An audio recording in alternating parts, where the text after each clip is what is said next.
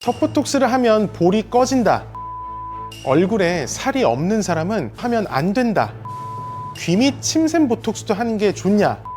대체 의사마다 말도 다 다르고 뭘 어쩌라는 건지 모르겠다 하시는 분들은 안녕하세요. 닥터효철 신효철 원장입니다. 피부 미용 시술이 지금처럼 대중화가 되는 그 시작점에는 보톡스가 있었고 그 중에서도 턱보톡스는 절대 빼놓을 수 없는 시술인데요. 이렇게 대중화가 된 지 오래된 시술이다 보니까 턱보톡스를 10번 이상 경험해 보신 분들도 꽤 많은 게 사실이고 그만큼 뭔가 좀 잘못 알고 있는 상태로 시술을 계속 받고 계시는 분들도 많더라고요. 그래서 최고의 가성비 시술이자 넘버1 스테디셀러라 해도 과언이 아닌 턱보톡스에 대해서 제가 알려드리고 싶은 내용을 두 편으로 나눠서 한번 준비해봤습니다. 이번 영상에서는 턱보톡스와 볼꺼짐, 턱보톡스와 침샘 보톡스의 관계에 대해서 먼저 알아보도록 할게요. 턱보톡스 하면 볼이 꺼지니까 하지 마라. 볼이 꺼진 사람은 턱보톡스를 하면 안 된다. 이렇게 턱보톡스에 심심치 않게 따라다니는 이슈가 바로 볼꺼짐인데요. 대체 의사마다 말도 다 다르고 뭘 어쩌라는 건지 모르겠다 하시는 분들은 이제 이렇게만 알고 계셔도 큰 무리는 없으실 겁니다.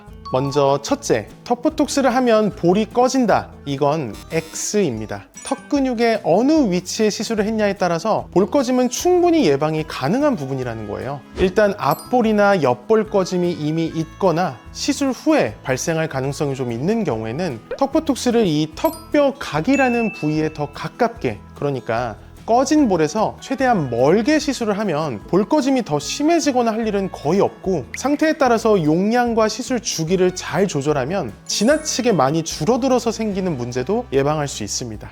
그리고 둘째, 얼굴에 살이 없는 사람은 턱 보톡스도 하면 안 된다. 이것도 X입니다. 턱 보톡스가 얼굴에 도움이 될지 안 될지는 얼굴에 살이 있다 없다로 판단하는 게 아니에요. 볼살이 없는 사람이 턱 근육을 줄였다고 해서 무조건 얼굴이 더 볼품 없어지고 그런 게 절대 아니라는 거죠. 예를 들어서 어떤 사람의 얼굴 윤곽에 사각턱이 영향을 주고 있고 볼이 더 꺼지지 않게 턱 보톡스를 했을 때 그 사람의 하관 쪽 윤곽이 더 예쁘게 나올 수 있다면 해도 되는 거지, 볼살이 있다 없다로 턱 보톡스 시술을 결정하는 건 저는 좀 아쉬울 수 있는 부분이라고 생각합니다.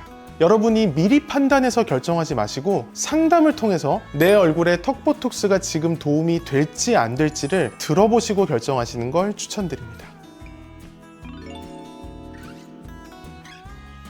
턱보톡스만큼은 아니지만 귀 및 침샘 보톡스도 V라인을 위해서 정말 많이 하는 시술인데요. 특히 병원에 턱보톡스를 하러 갔다가 침샘 보톡스를 같이 하라는 권유를 통해서 받으시는 경우가 꽤 있습니다. 그래서 턱보톡스를 할 때 귀 및 침샘 보톡스도 하는 게 좋냐? 이건 세모입니다.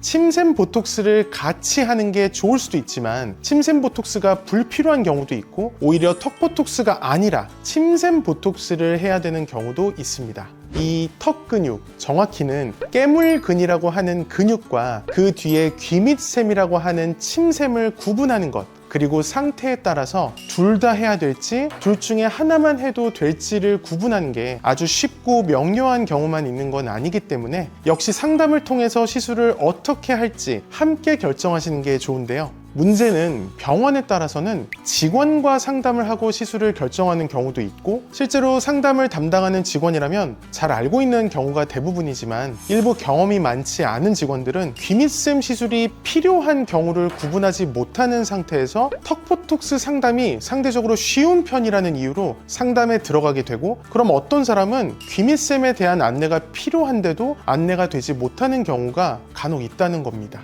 그래서 이 귀밑샘의 위치를 같이 자세히 한번 보자면요, 이를 물 때 튀어나오는 이게 깨물근이거든요. 그리고 이 깨물근보다 뒤쪽에 귓볼을 중심으로 마치 포춘 쿠키처럼 감싸고 있는 게 귀밑 침샘이고, 일반적으로 귀밑 침샘의 비대는 이 턱뼈 각보다 약간 뒤쪽, 여기가 불룩해지는 경우가 많기 때문에 이쪽이 내가 뭔가 좀 불룩한 것 같다, 혹은 내가 얼굴이 커 보이는데 이를 악물었을 때 튀어나오는 위치보다 더 뒤쪽, 귀 아래쪽 때문에 그렇게 보이는 것 같다 하시면 상담을 받으실 때 이 귀밑 침샘을 한번 봐달라고 하시면 좋을 것 같습니다.